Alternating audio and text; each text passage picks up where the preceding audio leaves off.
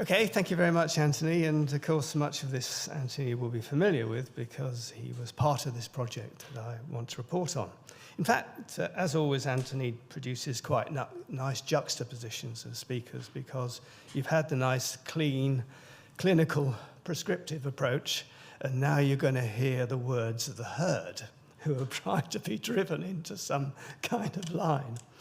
I'm going to take the whole thing from the perspective of trust rather than, the bad things. And we're going to talk about the views of 4,000 international scholars who took part in a study. We'll come back to some of more detail about that study, on their attitudes towards what they could trust, particularly in the digital world, you see, because things are much more difficult in the digital world because they don't come with the same markers. You can't touch and feel and all those kinds of things. So it's going to be a helicopter view of the whole thing, you see, because it is a very big picture. And I'm going to give you a very big picture. They're not my views. These are the views of the 4,000 people that we spoke to, talked to, interviewed, focus grouped, took part of a questionnaire. And I think it was the biggest survey study. It wasn't just a survey of its kind ever. So a couple of years ago, but I don't think things have changed. Just though I always can't resist the mobile phone, the smartphone, because in a way something hovers over all of this, and this is the smartphone. And in fact, if you talk to young people and you ask them about trust, they show you that. That's their library, and that's their trust. So in a way, there are kind of things happening above us that are actually manufacturing things and behaviors and all the rest of it, which is so big that, it's like a gale. And many of these things are coming through on early career researchers as the born digital hits the market. And that's my other area, is the Google generation and behavior and things like that, because it is surprising behavior, and we label it often as bad, but we don't look very cool by doing this, and there is this constant dilemma. Okay, I won't tell you about cyber. You can go and read. You can go to the website. Now, this is, in a way, the big question that lay behind why we got the Alfred P. Sloan Foundation to give us large chunks of money to look at trust in the digital environment. And then because there was an issue, there was a question, there are kind of assumptions made and controversies about whether, in fact, the digital lowers the bar, opens the floodgates, and leads to the loss of integrity. Okay, well, it's easy to feel that that is the case, but obviously we've got to test these things out and ask people. Well, the other thing that is it is not just the digital transition, the move from physical to the virtual world, and the opening up of that world, and suddenly coming across many, many more people you've never, ever heard of, but you're now in regular contact with.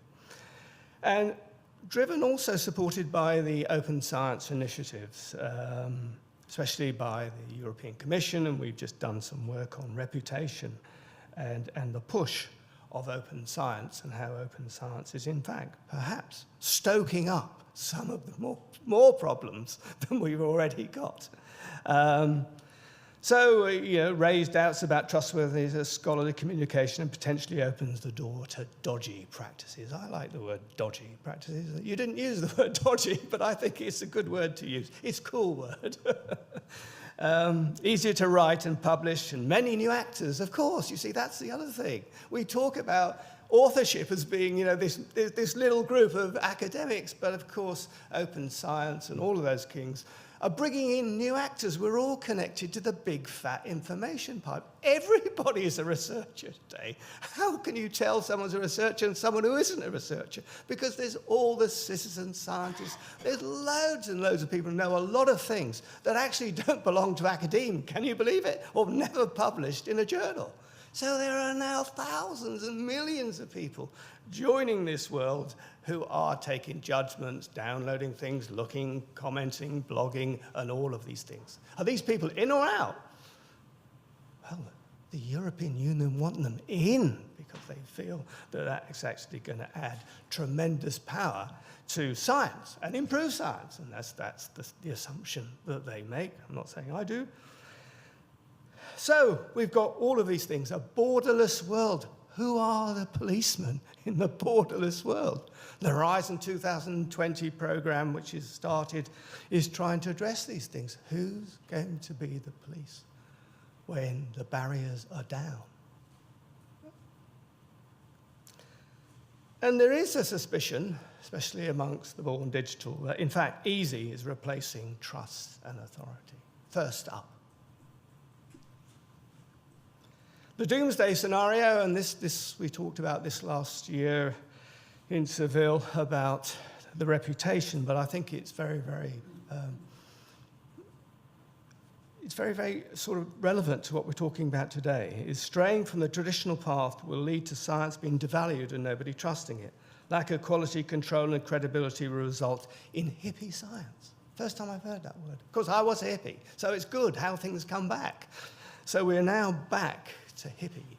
And, you know, think about it. It's quite a nice thing just to fix your thoughts around this concept of what represents hippie science. Popularization, a result of pursuing open science, leading to a dumbing down. So people were talking about European scientists fleeing to the United States if the EU adopted a completely open approach to research. Yeah? Okay, so quite interesting topic. It brings everything into it. So we did this research, which I mentioned before. 18-month study, 4,000 researchers, qualitative and quantitative. So, you know, there's a certain amount of triangulation. And Antti did most of the interviews and focus groups, so we can blame him if the data is flawed or it needs any retractions. And in fact, it's of so much interest that, in fact, there are little mini-studies following on the back of it going on in Malaysia and China. And since China's become a major point of focus, I might mention one or two of these things. These people are doing the similar studies, replicating what we did in Malaysia and China to see whether, in fact, the situation was any different there. There's the details of it. You can go up on the Cyber website and see it. Huge study, but I'm going to focus really on three things, and if you're interested in the other things, then the reports, the articles are there. First thing, are things that, and that's wrong, isn't it? Are things getting bad or getting worse? Or bad or getting worse? I don't know. It's the cough. And then unethical practices, which we talked about, and then open access publishing, because in fact, that sort of triggered off some of the whole issues about what you can trust and why you trust things and why you don't. Okay, so let's talk about bad and getting worse. Oh, no. Okay. Right, next. Bad and getting worse. Well, we asked them whether they've thought over the last 10 years, 5 years, whatever it is, they thought things were getting bad, worse, or getting better. And what do you think they said? Would anybody? Our feeling is that people would always, would we? That things are getting worse, aren't they? It's not as good as the old days, is it? Well, none of you are going to be caught out by that. Anyway, what we did was, rather than ask them sort of this in a questionnaire, which we actually thought might be a bit rigged if we did these things, we said, we just talked generally in our focus groups and our interviews, and we allowed them to articulate the kinds of questions, or statements that they had rather than us saying, it's got worse, tick 5, whatever else. So we were actually looking for, and we came up with a whole bunch of questions, which I'll show you in a minute. But interestingly, overall, they thought things were actually getting better. And there were a number of reasons that they said this, and we'll come back to some of them, is that they thought there was a lot of bad stuff around, but they could handle that. And they could handle that because now they were readily in touch with their little online communities. Of course, everybody's got an online community. And now you're in real time, regular things. Is that, in a sense, the community, neighborhood watch, if you like, were actually giving them, suggestions about things and all the rest of it. So they felt that, in fact, they were being covered because, in fact, they were part of a group covering the kinds of issues. They also felt the sheer amount of visibility they have now was tremendous. You can see it all. Okay, it causes problems. But they actually felt they would rather have this fantastic visibility and connectivity and have the rubbish tsunami at the same time. They didn't want to get rid of what they thought was the most important thing, was connectivity, access, 24/7, all of those things. Yes, they were pragmatic. They were pragmatic. They weren't saying no bad things, good things, all the rest of it, but they were saying, we can handle this. So they're very pragmatic about it. And in fact, as you will see, young people are even more pragmatic than old people.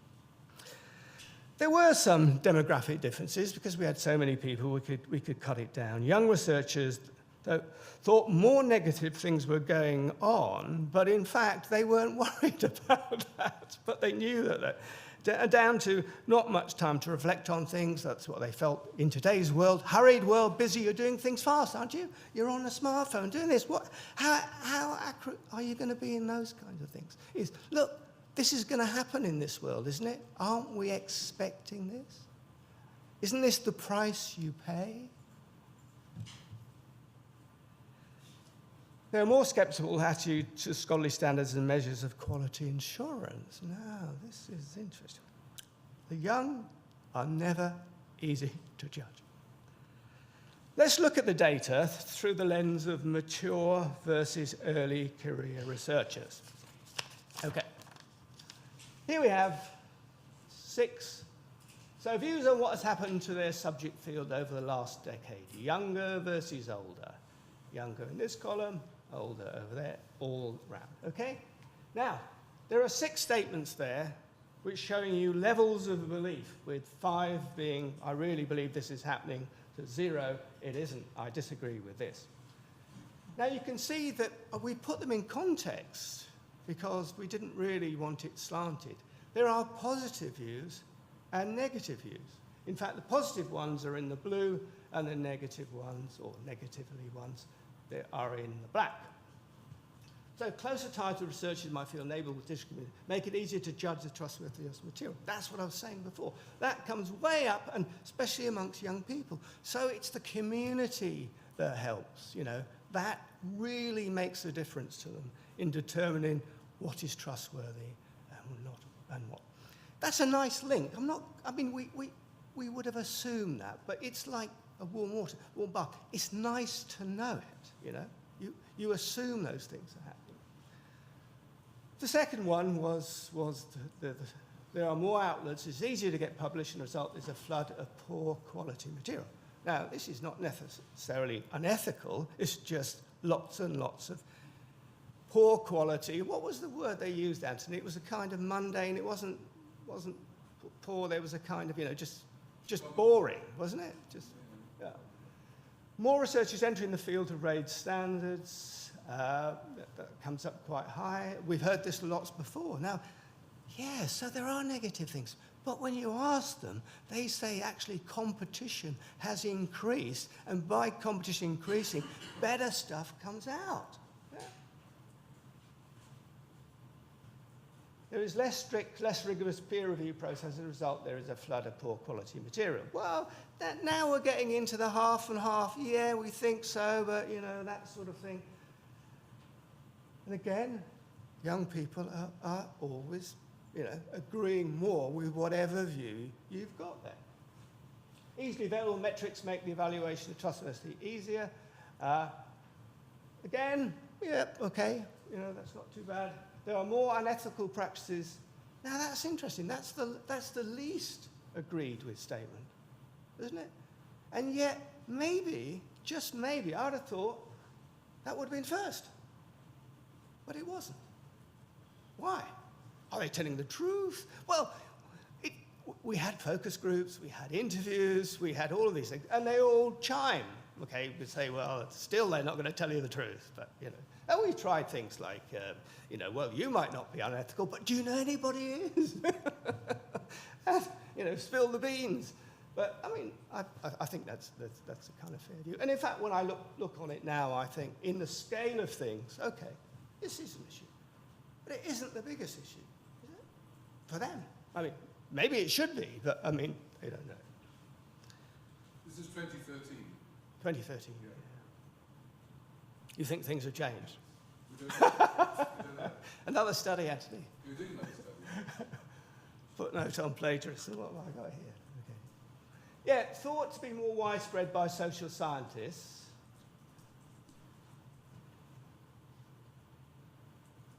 Is it easier to do in social science? Right? No? You can say something, I don't mind. I don't know. Okay. The rules are different. My impression, talking to social scientists, that there is more allowable, which is why when we have social scientists working with scientists nowadays, there's some grant funders required. Yeah. We have social scientists working on sensitive scientific. Yeah. You get some confusion there. Okay. I don't know. No, that's good. Older researchers thought it was more widespread, you know. We would expect old people maybe to believe that. Researchers who had not published much. Some daylight between beliefs of publishers and researchers, because we asked, you know, we had editors, and we had publishers, and we had researchers. The former are convinced software is spotting it, but the researchers are not convinced at all. Stirring the pot, some researchers, most notably young researchers. Now, this is interesting. This is interesting. Plagiarism. I know, I'm sure there are definitions and all the rest of it, but this is what these kids believe. And don't forget, young people believe, for many of them who use the smartphone, that do their homework and all the rest, are cutting and pasting all the time. I mean, you know, people do that for PowerPoint. They believe the world of cut and paste is actually the world of the internet. And this is one of those wonderful things, is that you grab. Why try and write something better than somebody who's written it brilliantly in the first place? Okay, so this was interesting. This was at Sage, remember, Anthony? A lot of this came.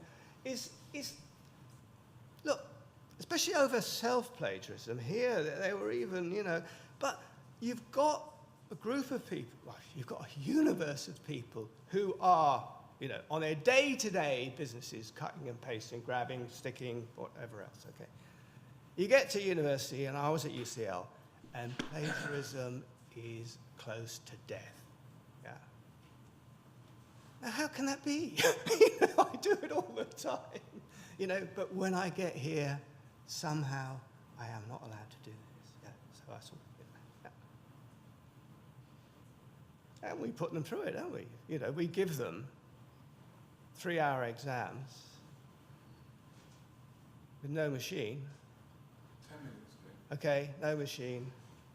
And we ask them to write, and none of them have ever written before, for 3 hours. When they give us the stuff, we can't read it. That happens at every university in the country that I know. So they hit us sometimes.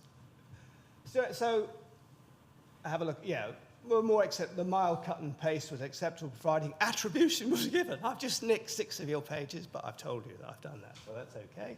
Maybe that's okay. And self-plagiarism was acceptable as long as it was not overdone. I didn't actually ask what overdone was. Open access publishing. Yeah, I mean, Anthony will agree, the problem with open access publishing is nobody really knew what open access publishing was, you know.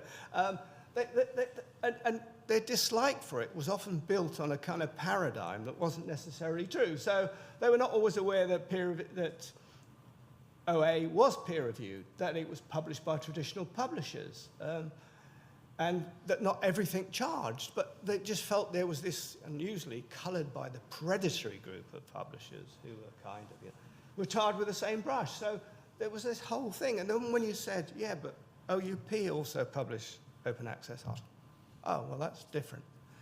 So really, peer review and certainly status of publishers was the insurance policy. It wasn't so much it was open access, but the whole thing was tarred with the same brush. I think there was a lot of concern over charging, you know, and that encouraged vanity publishing, pay over your money and get published, reluctance to pay to publish, down to concerns that charges undermine. There was this concept that if you paid, you got fast track. Yeah? You got faster acceptance and more easy acceptance because you paid. And if you didn't accept my paper, you wouldn't get the money. Okay? Predatory journals query the patch. Young people are worried because they think academe has not made up its mind yet. That in 10 years down the road, they could find they published in stuff that are no longer thought to be credible. Yeah? They want to know, have we made up our mind? Is it okay? Can we say, are they all good? Are they legit? Are they cited as much? Do they have the same impact factors? All of these things. OA trust falls along generation lines, older researchers more skeptical. Some quotes.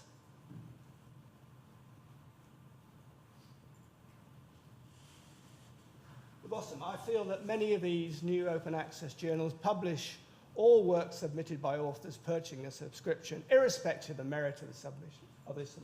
This needs to be stopped. So maybe payment, you know, payment for being an author, payment for a thing, and here's another one. But maybe people think it's now become a commodity, yeah? In a digital world, that you pay for things. We're not in a monastery anymore.